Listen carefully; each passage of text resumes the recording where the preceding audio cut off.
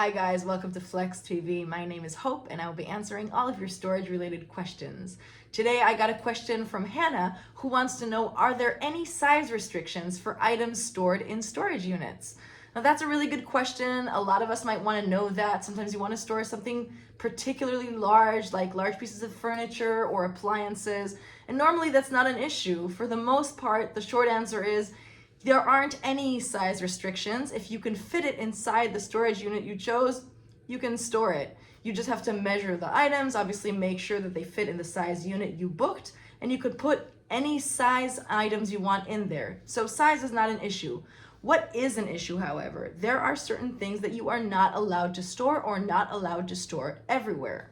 One of the first and simplest examples is vehicles. If you want to store your car, your motorcycle, or your boat, you have to go to designated storage facilities for vehicles. It's not going to be allowed in any warehouse to just drive your motorcycle in and leave it there. The other thing is materials that are hazardous or perishables, plants, animals, basically anything that's alive, anything liquid is prohibited. You are not allowed to store those in storage units.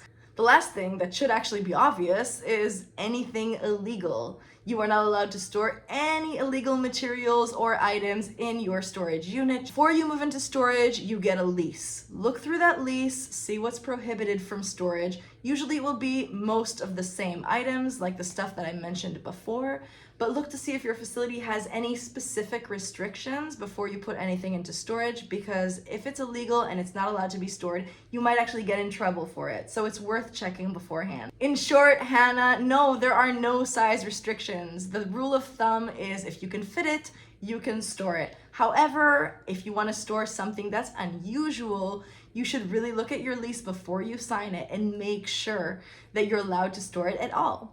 Thank you so much for joining us. I hope I answered your question, and see you next time.